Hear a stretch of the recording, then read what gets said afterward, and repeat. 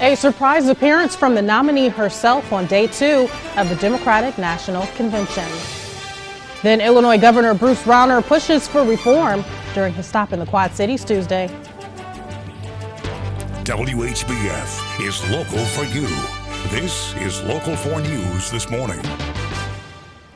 Good morning, and thanks for watching Local 4 News this morning. I'm Emily Scarlett. Last night, history was made at the Democratic National Convention. Hillary Clinton officially became the first female presidential nominee of a major political party. And as Jamie Yukas reports, a former president served as her strongest character witness. Hillary Clinton made a surprise satellite appearance at the DNC last night with a message to young women watching her make history. I may become the first woman president, but one of you is next. Thank you all. I can't wait to join you in Philadelphia.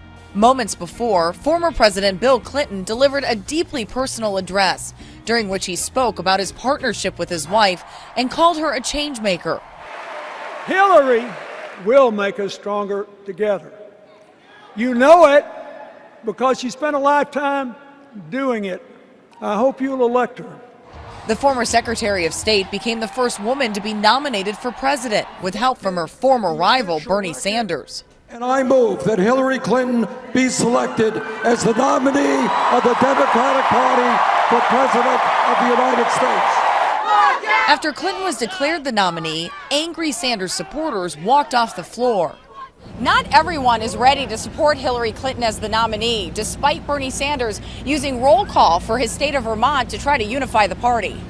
Dozens of demonstrators rallied outside the arena late into the night. It is important that we send a loud and clear message to the DNC. Some Sanders delegates say it's time to move on. You will vote for Hillary Clinton this fall, even as a Bernie delegate? Yes, I will. He has asked us to do that, so I will do that as a loyal Democrat. President Obama and Vice President Joe Biden will address the convention tonight. Jamie Yukas, CBS News, Philadelphia. Clinton will formally accept the Democratic nomination for president on Thursday. Republican presidential candidate Donald Trump, fresh off his party's convention, is headed to the Quad Cities. Trump will take part in a rally at the Adler Theater in Davenport on Thursday. The rally begins at 4, but doors open at 1 o'clock. For ticket information, just head over to our website, ourquadcities.com. Illinois Governor Bruce Rauner pushed for reform during his stop yesterday in the Quad Cities. Rauner made 4 stops across the state, the last one at the Corn Crib Nursery in Coal Valley. 2 subjects took center stage: term limits and redistricting. Local 4 Krista Burris explains his plans for the state.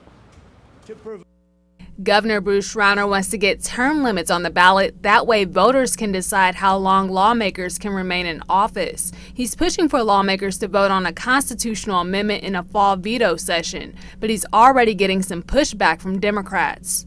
We need term limits to change the culture, to reform our government, and we can't let the special interest groups and the career politicians that control Springfield dictate terms for the people of Illinois.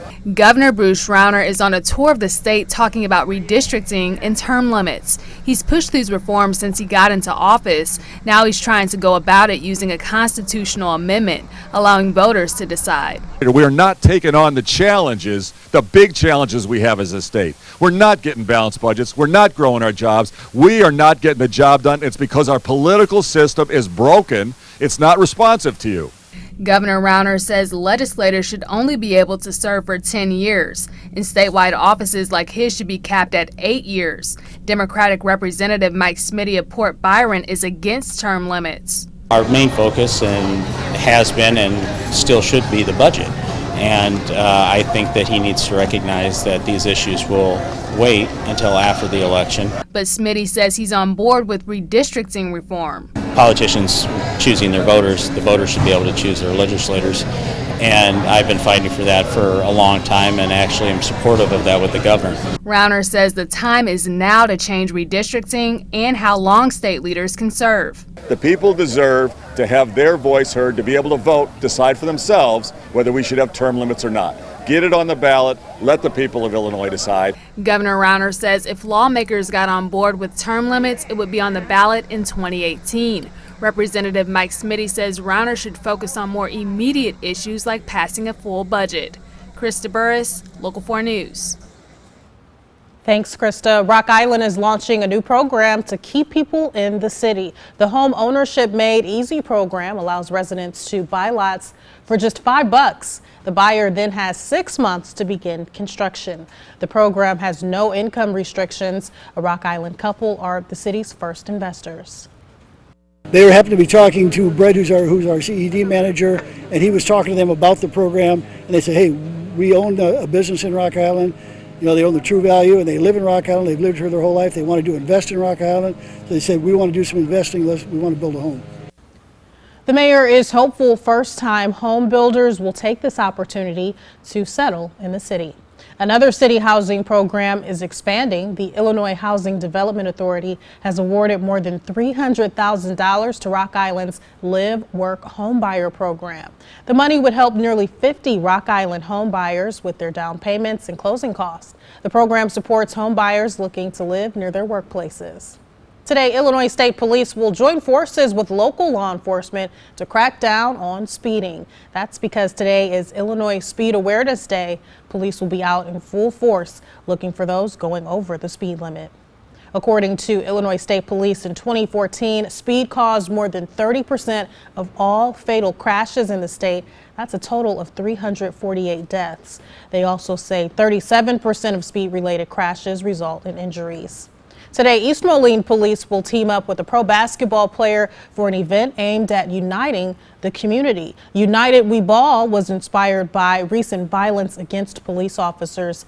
Cannon Burridge from the Singapore Basketball League, along with police and other community leaders, will hit the court for some friendly competition. The event also features food and off-court fun. It runs from noon until 4 at Hereford Park. Checking in with meteorologist Anthony Peoples. Nice to hear about these events, and you've been hearing about them all over the country. So even with the bad news that we get about police and community relations, there are just as many of folks trying to counteract that bad energy. It definitely is, Emily. You know, friendly competition is always a good thing. And, you know, we hear about the conflicts between police and the public. And, you know, we know they exist, but, you know, we also know there's good out there, too. Exactly. All right. So starting out this Wednesday morning, Anthony, how are we doing outside so far? Well, other than some patchy fog, Emily, it's pretty quiet out there across the Mississippi and Illinois River valleys. The view across the Mississippi River looks pretty nice. It's 66 right now in Moline. Winds are calm at this time. Davenport at 63, calm winds there. We have the clear skies in place. There is some patchy fog. Earlier I had some visibilities down to about 7 miles in a couple of locations. We'll look at those in a little bit. But we see some high, thin clouds blowing in across Iowa. We'll see thickening clouds as we go through the day, but the morning will be mostly sunny. It's going to be another warm one. We've hit 88 degrees the past couple of days. We'll be close to that again today at 87, but later in the day there could be some showers and storms moving across Iowa, and some of those might make it into our area by later this afternoon or evening, but I still think the better chance of showers and storms will be coming in later tonight into tomorrow and tomorrow night. And you know, yesterday I mentioned that we still might have to add a shower or a thunderstorm to the weekend. I'm not going to give away the weekend forecast yet, but I'm still holding on to that. But overall, the weekend's looking pretty nice. All right, we'll just prepare for some showers possibly later tonight then, Anthony? Yeah, better chance as we go through tonight and tomorrow, but there might even be a couple later today. Okay, thanks for that, Anthony. Technology could be making you weak. The time now is just about 5:10. We've got your top health stories right after the break. Stay with us. You're watching Local 4 News this morning. WHBF is local for you with Emily Scarlett and meteorologist Anthony Peoples. This is Local 4 News this morning in high definition.